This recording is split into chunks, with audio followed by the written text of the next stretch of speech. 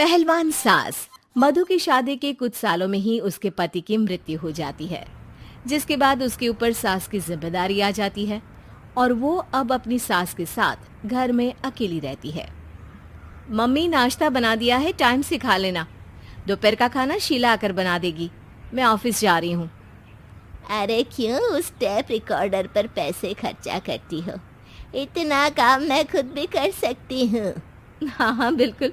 आधे समय तो जोड़ों के दर्द की दवाई खाती हूँ और फिर काम करने की बात करती हो। दवाई खाती हो तो क्या, मैं अभी भी अकेली 10 पर भारी हूँ। हाँ हाँ मैंने मान लिया। मधु घर से चली जाती है, जिसके बाद सास नाश्ता कर दवाई लेकर टीवी देखने बैठ जाती है। दोपहर को शीला घर आती है। अरे क्यों माँ जी, आज किस बात से मेरी नौकरी बची? अरे चल, ज्यादा बक मत कर, काम कर अपना।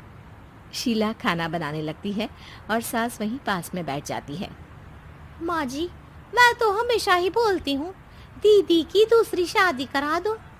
कब तक आप दो औरतें घर में अकेली रहोगी? आजकल माहौल भी बहुत खराब है और फिर दीदी की उम्र भी तो निकली जा रही है ना।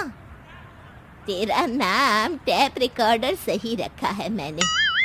तेरी एक ही बात को रिपीट मोड पर चलाने से वो पूरी नहीं हो जाएगी, इसलिए मेरी बहू से ज्यादा खाना बनाने पर ध्यान दे, नहीं तो कहीं वो भी तुझसे मुंह ना फेर ले और नौकरी चली जाए। क्या माँ जी, आप भी हमेशा मेरी नौकरी के पीछे ही पड़ी रहती हो? तो क्या तेरे पीछे पड़ूं? इसी तरह दोपहर से शाम हो जाती है और शीला अपना काम खत्म कर वापस चली जाती है।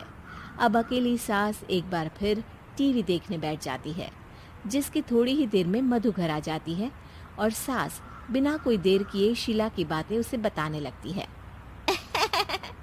मम्मी, आप भी ना किसी बच्चे से कम नहीं हो, जिसके पास हमेशा शीला को लेकर कोई ना कोई बात रहती ही है।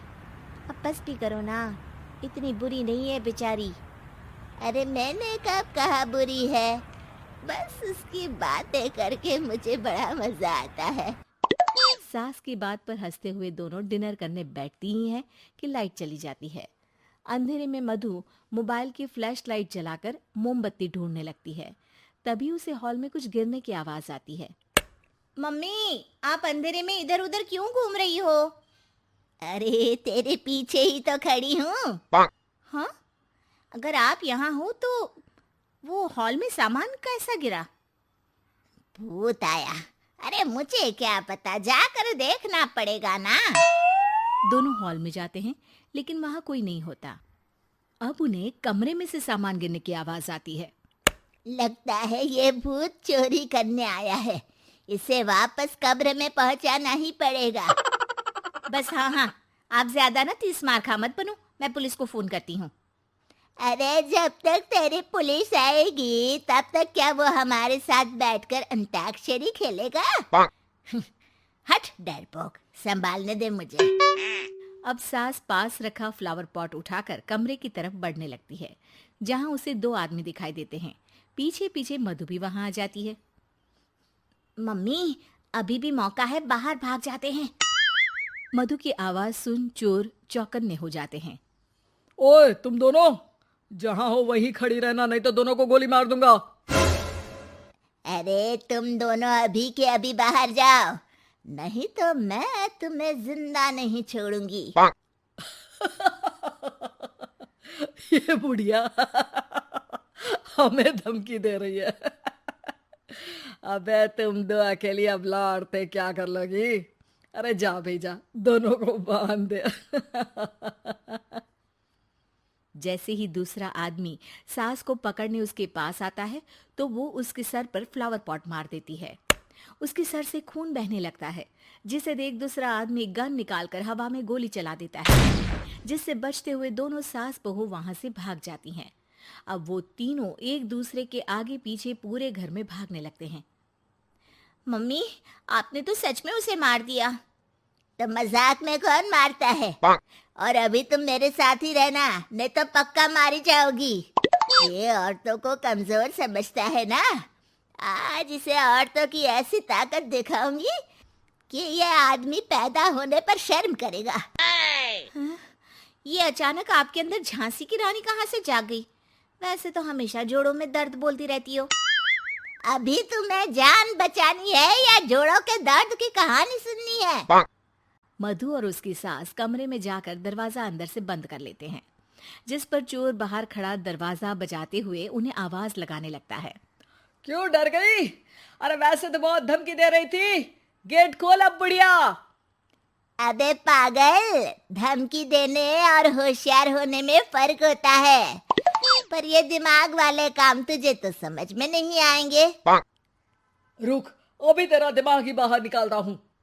ये कहते हुए चोर गोली चलाने ही वाला होता है कि सास अचानक दरवाजा खोलकर उसके मुंह पर परफ्यूम डाल देती है, जिससे चोर गन फेंककर दर्द से चिल्लाने लगता है। मम्मी, अरे बहुत दर्द हो रहा है, कोई बचाओ, इसे हटाओ प्लीज। मैं किसी को कुछ नहीं करूंगा। क्यों रे, क्या थोड़ा सा दर्द होते ही मम्मी मम्मी करने लगा? अभी तो औरतों को कमजोर बोल रहा था। भूलियो मत, एक औरत ने ही तुझे इस दुनिया में जन्म दिया है, और वो भी तुझे ये दर्द हो रहा है ना, उससे लाख गुना ज्यादा दर्द सहकर। इसलिए औरतों को दोबारा कमजोर भूल कर भी मत बोलियो। वाह मम्मी, आपका ये रूप तो मुझे पता ही नहीं था, आपने तो कमाल ही कर दिया। कहा था ना, अकेली ही 10 पर भारी पड़ सकती हूँ, ये तो फिर भी 2 ही थे। इतनी देर में पुलिस भी वहां पहुंच जाती है। आ गए आप, कर लो इन्हें अरेस्ट और जेल में बैठकर अंताक्षरी खेलना।